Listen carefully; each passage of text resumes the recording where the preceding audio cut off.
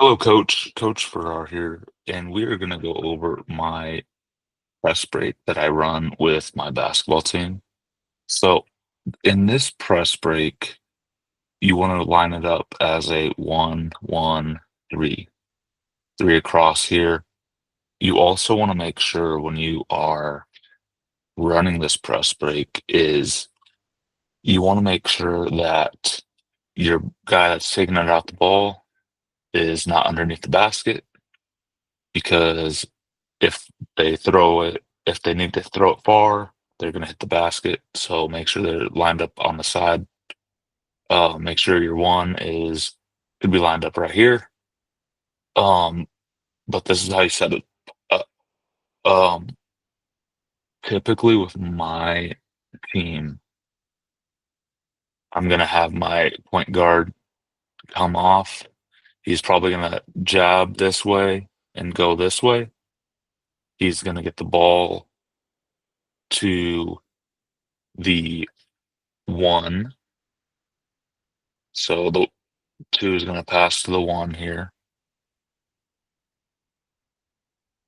And then the five will inch up to this point, holding off his guy.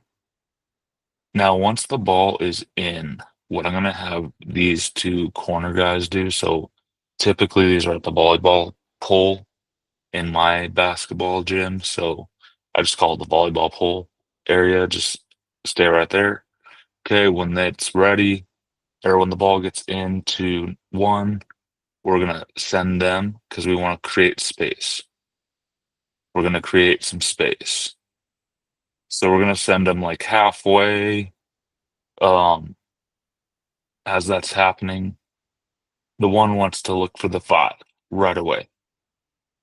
We want to look for the five. But if that's taken away, if they three-quarter front it, so if they are, let's find this guy. I want to kind of give you guys an example just because.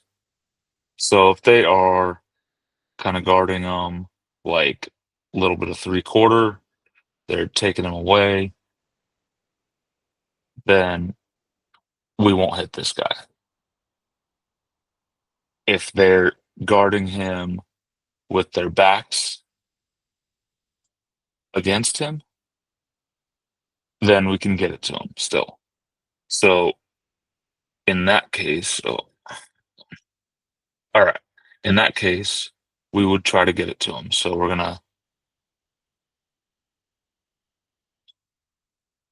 we're having some technical difficulties. Oh my gosh. All right. So we're gonna try to get it to him. Okay. If he's playing in the back, that's what we're gonna do. Now, what's gonna happen is by that time, once the one got it in, we're gonna have the two. The two is then going to kind of split the difference between the one. We want to stay level the ball. So as long as the one has the ball, we we're level the ball. So the two should be level the ball with the one, but on the opposite side because it creates a harder advantage for the defense. So what we're going to do here is if we get it to the five is going to look, he's going to to fake opposite or fake one way and go opposite. So he's going to fake because everyone thinks they'll go here. This guy's going to be inching in, inching in, inching in, and we're going to look for him over the top. Now, it might be a little different in whatever zone. Okay.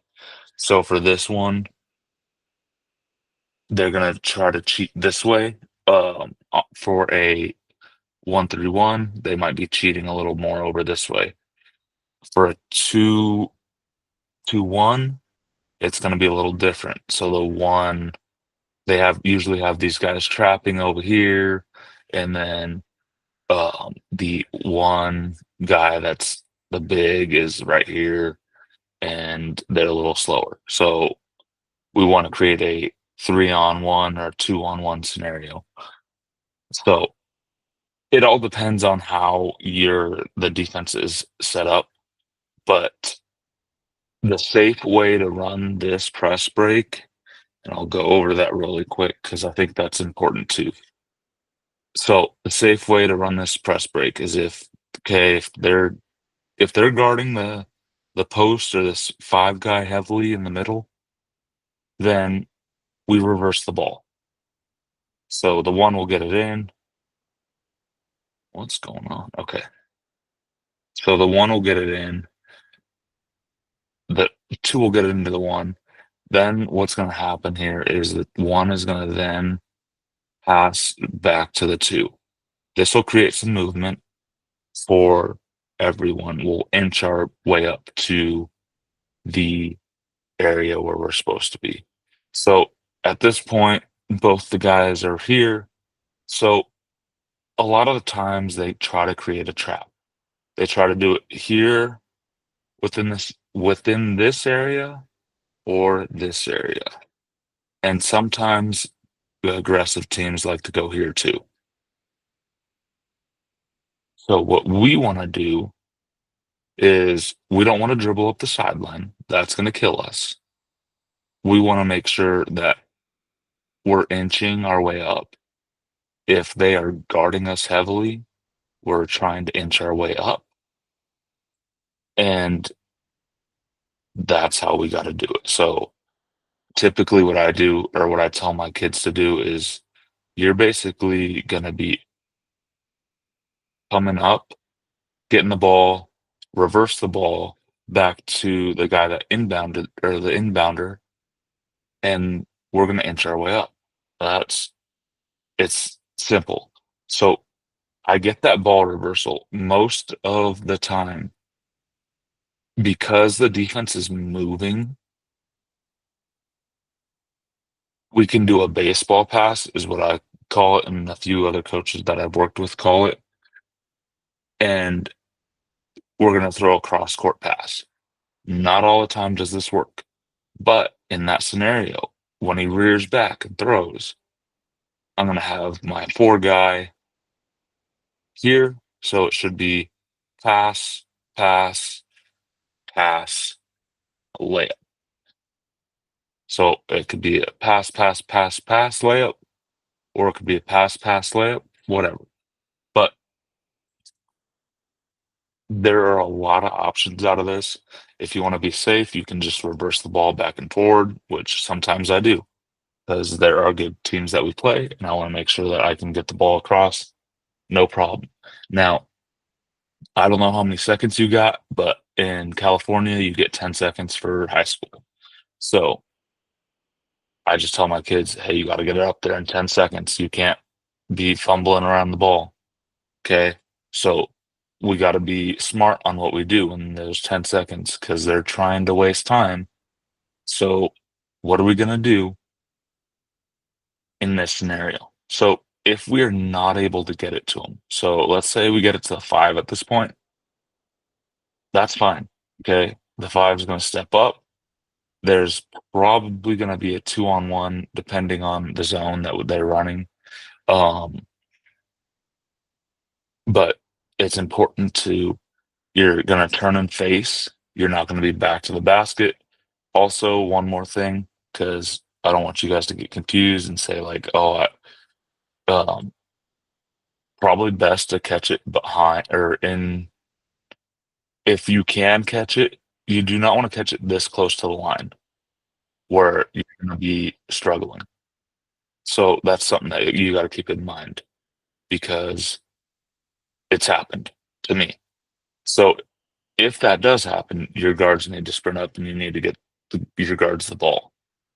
If we want to get it down here, that'd be a better scenario. Now we have some actions that we can do. You can pass there, and then you can pass to either side. Doesn't really matter, but it does help to ball fake, especially in the zone. So I would highly suggest ball fake, work on ball faking. A lot of high school teams don't do that and don't teach or preach that to make sure that they are ball faking and moving because it's kind of lost down in the youth level or down in the junior high level. They need to learn how to ball fake. If they don't, then it's going to be kind of hard for them to run a press break. That will really help you guys. I hope this actually helps you guys because it helps me to go over it sometimes with my team. Um, and I hope you guys enjoyed the video, and we will see you guys on the next one.